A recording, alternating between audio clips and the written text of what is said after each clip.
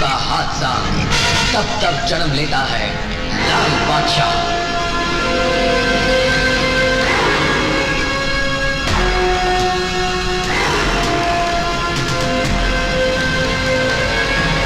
ओ विक्की बाबू, और जितना आपका ये लगड़ा लूला फौज है, ये उबला हुआ आलू नहीं कुचल सकता। हमको क्या कुचलेगा? काहे लोगों की जिंदगी खराब कर रहे हैं आप? लीजिए, संभालिए अपना इस खिलौना को, रात को मच्छर मारने में काम आएगा। देखे, ये क्या है रोज रोज का नाटक है? लाल सिंह, आज फैसला हो ही जाए। अब फैसला जब मर्जी चाहिएगा हो जाएगा। वक्त भी आपका होगा, जगह भी आपकी होगी, लेकिन इस वक्त तो हमको जाने दीजिए। हमारी गाड़ी में एक तो बुढ़िया माई बैठी है, बहुत बीमार है, उनका ऑपरेशन नहीं हुआ तो मर जाएंगी। मरने दो, हमारे मरने वालों की लिस्ट में एक और इजाफा हो जाएगा। इजाफा नहीं, नुकसान। कितनी बार टकराए आप हमारे साथ, हमेशा नुकसान ही हुआ है आपका, कभी फायदा हुआ है? चलिए टाइम बर्बाद मत कीजिए, जाने दीजिए हमको, चलिए। अरे सुनो भाई, सुनो भाई, सुनो भाई, पल्लू की भी सुनो। तुम्हारा बन तो उसी वक्त टूट गया था जब लाल बादशाह रोड पे निकल आए थे। देखना चाहते हो? उधर देखो, मेरे पिछवाड़े देखो। रास्ता छोड़िए, रास्ता छोड़िए। हाँ हाँ, आ जाओ आ जाओ, संभाल भैया संभाल।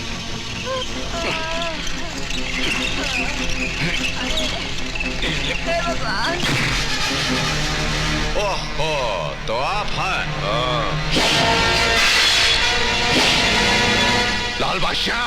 तो क्या मारिएगा?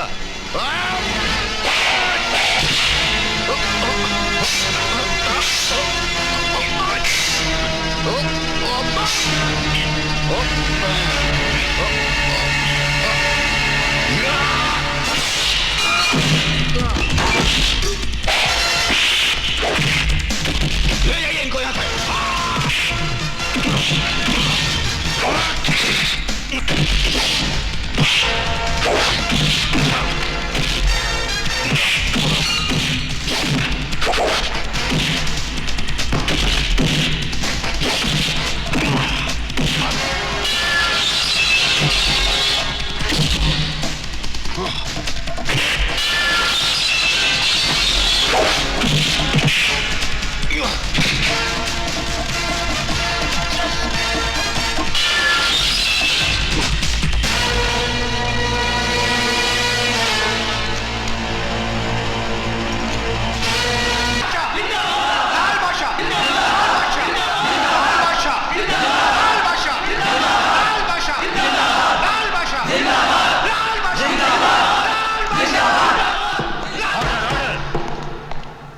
करते हैं हुजूर।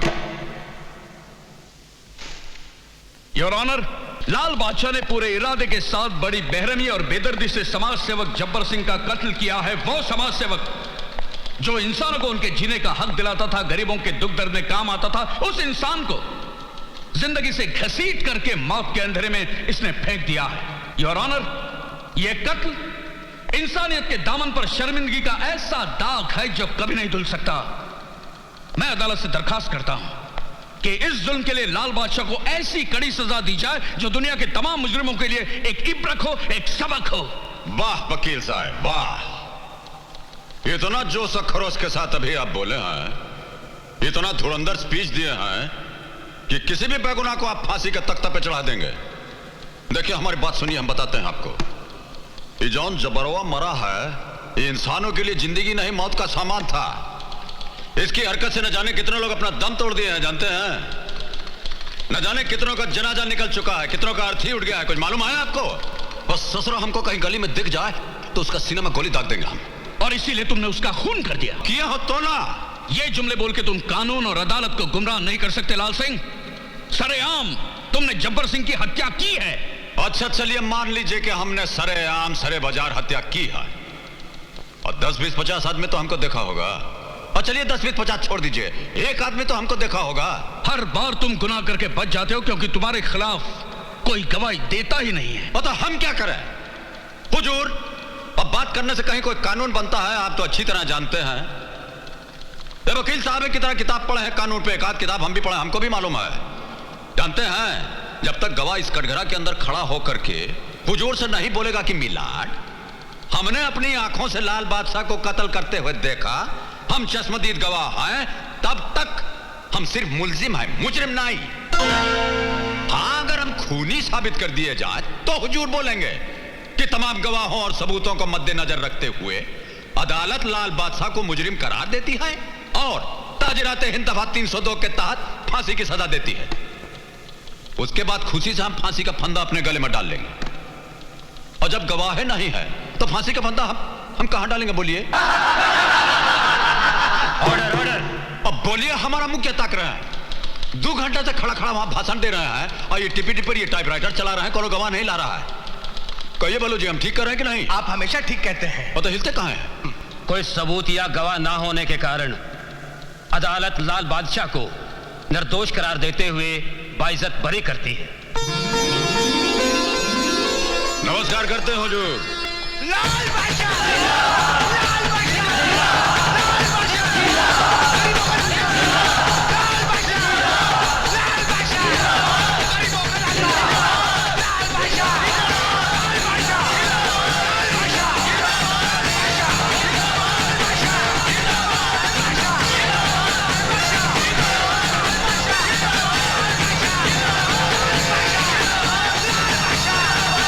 बादशाह, लाल बादशाह,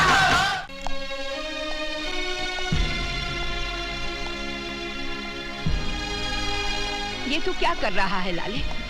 मारामारी के रास्ते से छुटकारा क्यों नहीं ले लेता? और कैसे छुटकारा ले लें? और जितना बेबस मजबूर लोग हैं, इन पर अत्याचार होता रहे और हम देखते रह जाएं, हमारा तो खून खौलने लग जाता है। लेकिन वो औरत तेरी लगती क्या थी? अब मानिए तो हर कोई अपना, ना मानिए तो सारा जग बेगाना। पर बेटे, किस किस के दुख तू बांटते फिरेगा? और जितना दुख बांट सकेंगे सब बांटेंगे माँ जी। जिंदगी अपने लिए जिए तो क्या जिए, दूसरों के काम आए वही तो जिंदगी है। पर दूसरों के दुख बांटते बांटते अगर तुझे कुछ हो गया तो? ओहो, अब जब आपका आशीर्वाद हमारे साथ है तो हमको कुछ हो सकता है। चलते हैं माँ जी। मेरा आशीर्वाद तो हमेशा तेरे साथ है बेटे, लेकिन डर लगता है अगर तुझे कुछ हो गया तो उस माँ को क्या जवाब दूंगी जिसका तो खून है। ओम नमः शिवाय, ओम नमः शिवाय, हरे हरे भोले नमः शिवाय। ये है मिस्टर रोनाल्ड। हेलो। हेलो। और ये है मिस्टर माइकल। हेलो। जिनके बारे में मैंने आपको बताया था। हाँ, नाम तो मैंने इनका बहुत सुना है, लेकिन हमें हथियार बहुत ज्यादा मिकदार में चाहिए। क्या ये उतना हमें दे पाएंगे? अजी, हथियार तो ये आपको इतना दे देंगे कि उनको चलाने वाले और मरने वाले कम पड़ जाएंगे। But there is a problem. वो क्या? इनको एडवांस कैश में चाहिए। Cash is no problem. When will you be able to give us these arms? When will be able? I think by 17th. By 17th of November. 17th November.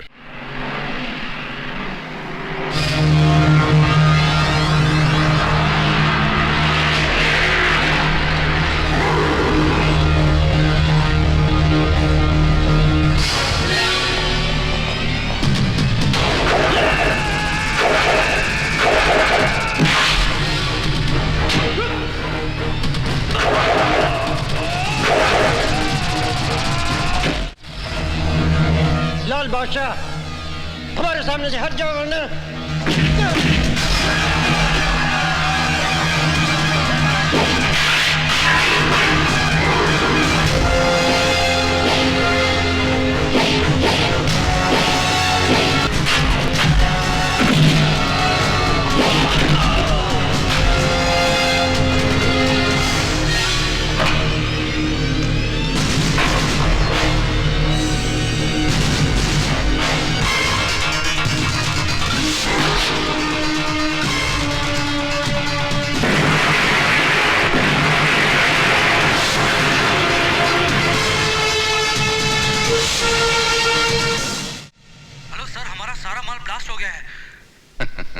नहीं नहीं नहीं नहीं नहीं, क्या बोलता है तू? मेरा यकीन कीजिए सर।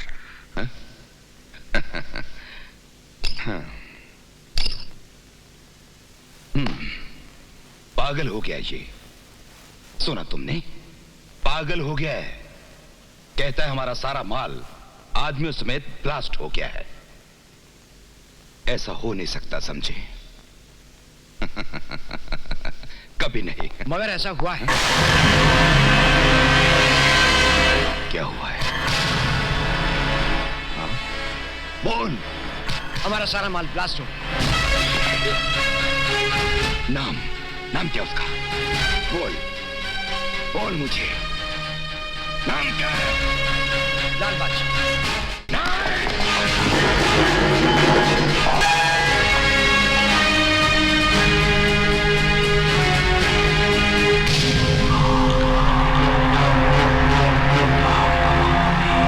लाल बादशाह, ये नाम मुझे अच्छा नहीं लगता।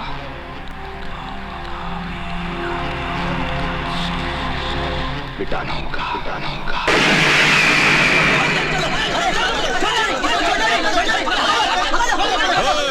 छोड़ दे, छट, अरे छट, चला दे। अरे कालिया, तू है? दादा मुझे माफ कर दीजिए, माँ की तबीयत बहुत खराब है, इलाज के लिए पैसे नहीं थे, इसलिए मैंने आपके नाम की सुपारी ले ली। सुपारी? हमको मारने के लिए सुपारी ली है? कितने रुपए की? 3 लाख रुपए की दादा। 3 लाख? हाँ। हमारा जो दुश्मन है उनसे जाकर के बोलिएगा कि कितना साल से यही रेट पर चल रहे हैं, हमारा स्टैंडर्ड के हिसाब से थोड़ा रेट बढ़ाने को बोलिए। इतना कम दाम पे हमारा बहुत इंसल्ट होता है।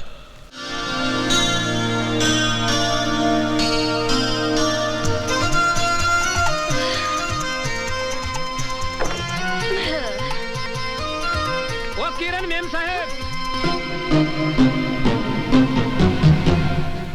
नमस्ते, सत श्री अकाल, वनिकम। कैसा है हालचाल? ठीक? बढ़िया? काहे का बढ़िया? आप कहाँ खिसक रही हैं? मैं तो घर से खिसक रही थी, मगर तू साइकिल में दूध लाते लाते ट्रक के सामने आके इस दुनिया से खिसक सकता है। इसीलिए कहती हूँ, मेरे पास लाइफ इंश्योरेंस पॉलिसी की एजेंसी है, अपना इंश्योरेंस करवा लो। मैम साहब, अपनो वीमो करवाने को नहीं आया हूँ, मैं हमारी रकम वसूल करने आया हूँ। हमारे 970 रुपया बाकी है। अरे 10 दिन हो गए, मैंने 50 का नोट नहीं देखा, तुम 970 रुपए की बात कर रहे हो? मटकी बिब्बू, नहीं तुम नहाने की बात कर रहे हो? तुम लोग का पैसा खा जाऊंगी क्या मैं? जब आएगा तो चुका दूंगी। हाँ पर क्या सुधी इंतजार करी 3 महीना तो थई गया। अरे हमारा तो 11 महीना हो गया। 11 महीने हुए ना, कोई 12 महीने का 1 साल तो नहीं हुआ, फिर काहे को चिल्ला रहे हो? जरा मेरी कड़की के साथ एडजस्ट कर लो। लेकिन कब तक एडजस्ट करें? एक काम करो, अगले हफ्ते आके अपना कर्जा ले जाना, ठीक है? वैसे भी टाइम क्या हुआ? 10:30। 10:30? हाँ। दिखाओ। चालू है, बिल्कुल फर्स्ट क्लास। अरे आज फिर चकमो दे दियो, फिर बुद्धू बनाए गई।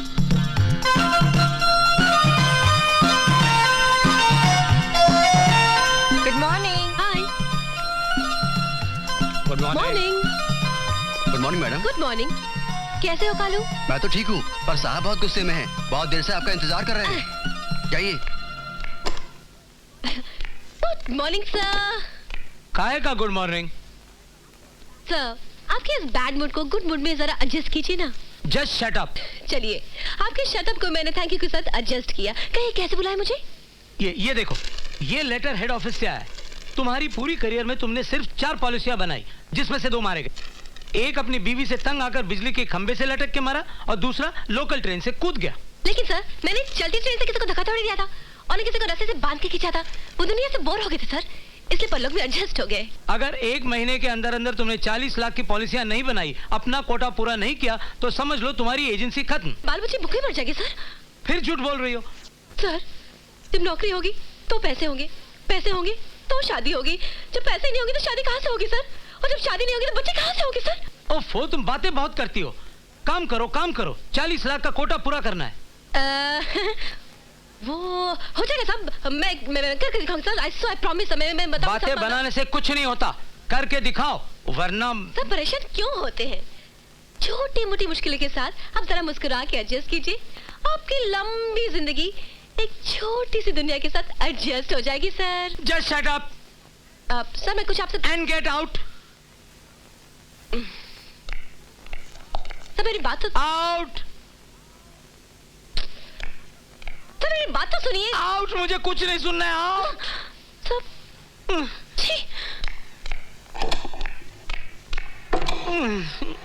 परेशानी के साथ कोई एडजस्ट ही नहीं करता। सबको अपनी अपनी पड़ी है। एक आदमी ट्रक के नीचे आके मर गया, उसके मरने का किसी को दुख नहीं, कंपनी रो रही है क्योंकि पैसा देना पड़ रहा है, और घर वाले खुश। जो जी के नहीं दे पाया वो मरते मरते दे गया। आदमी की जान की तो किसी को परवाह ही नहीं है। ऐसे में कोई भला इंसान कैसे जिए, समझ में नहीं आता। गाड़ी चलाने की तमीज है आपको?